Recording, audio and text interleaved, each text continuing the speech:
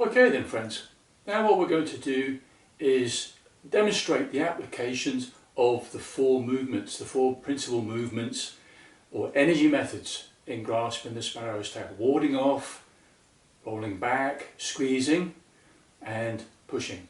Now in order to do this, I'm going to introduce you now to my lockdown training partner.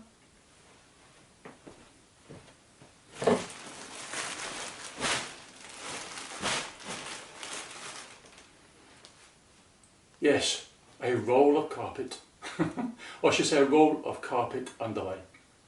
Now it might seem a strange thing to be using, but in fact actually this is quite a useful piece of gear. It's made of foam and you would think it would be quite light, but it actually weighs about 50 pounds.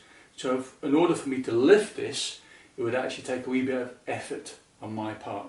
But what you're going to see in the demonstration of the application of the methods in Grasping the Sparrow's Tail is that strength doesn't matter. It's not about strength, not about how big you are or how strong you are. It's about structure, shape, direction of energy, and also as well that connection with the ground.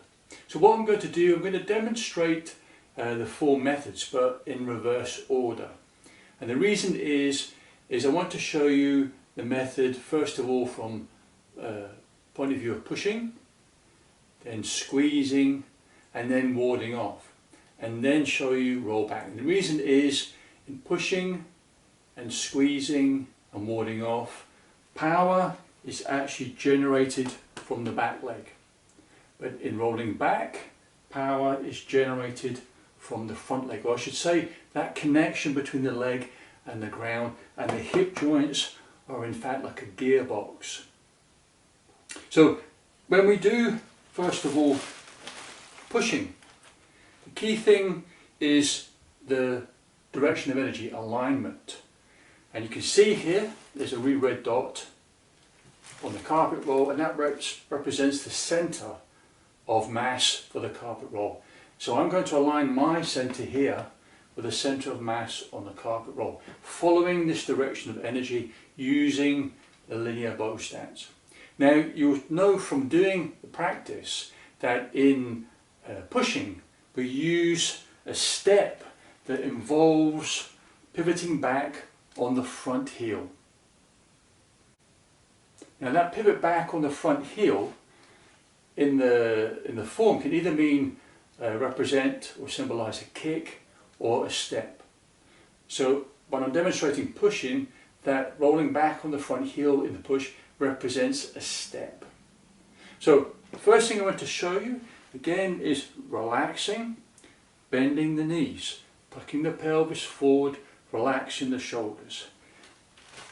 To push, I'm going to actually just use the arms or these bits of wood to represent that momentum of pushing, that connection with the roll here. And what I'm going to do is just tuck the pelvis forward, step, heel touches first, pushing off the ground, stretching that rear hip joint, and then lifting and pushing back, carpet roll. No effort on my part at all. So again, this represents this key Tai Chi principle of softness and being relaxed, overcoming hardness or strength.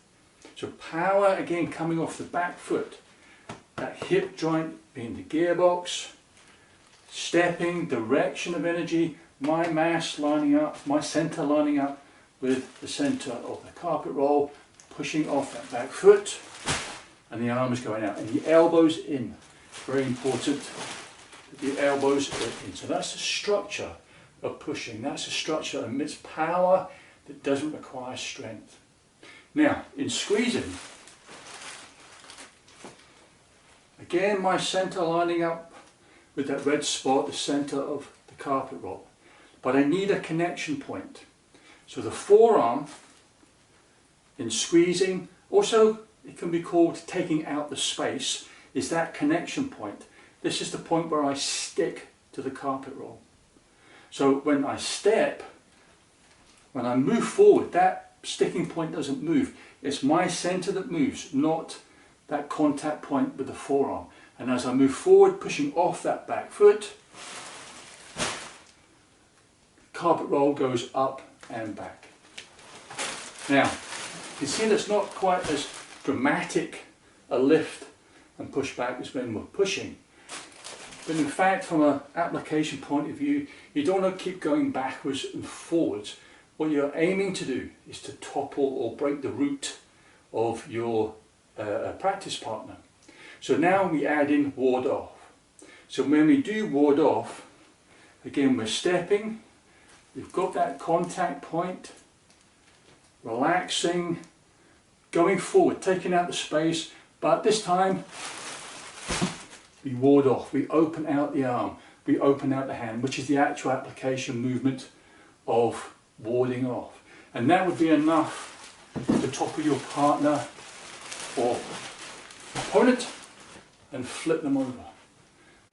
Now in roll back, we switch, the yin-yang separation. When pushing off the back foot's the yang foot. The front foot is the empty foot, that's the yin foot. But in roll back, we change. So that front foot now becomes the yang leg, the dynamic leg. And the back foot becomes the empty leg or the yin leg. Now when we do the practice, I always emphasize elbow in. I know that some people, when they do this particular posture of rolling back, they tend to do this, like a pulling motion, as if they were raking leaves in the garden. But in fact, that's not the correct application of this method. That's more in line with another method, which is called plucking, or zai in Chinese, and that is a different method. But in rolling back, what we're doing is not pressing down on the partner or opponent's arm. What you're doing again is the elbow coming in. So when I press down on the arm, there's a forward movement. But what I want to do is to redirect the energy of my partner away from me. So I want to bring the elbow in, and you can see pushing down on the front foot, bringing the elbow in. This turns the carpet roll away from me, it rolls away from me. You're rolling the elbow in towards the center and the carpet roll goes out.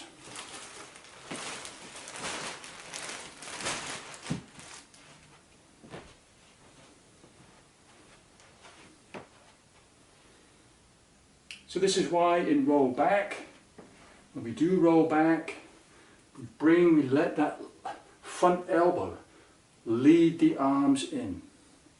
Elbow in towards the body. So it's not a pulling down with the hands. So again, to summarize the application, you don't have to do this at home. You don't have to practice the applications.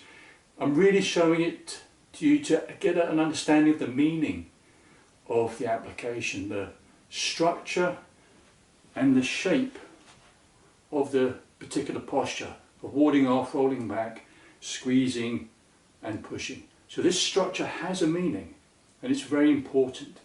So again, a lot of people think Tai Chi just a load of arm waving, but it isn't. So again, power comes from the root, your connection with the ground. Hips are the gearbox, all comes from the hips, but the upper body is soft, but not soft as in floppy like soggy noodles. It is without tension, but it has a shape, it doesn't collapse. Okay, so now what we're going to do is have a look at the second part of the video, and we're going to do a Qigong exercise called the Immortal Points Away, and it's developed specifically for sword practice and also can be adapted for fan routine as well. Okay, for now in the second part of the video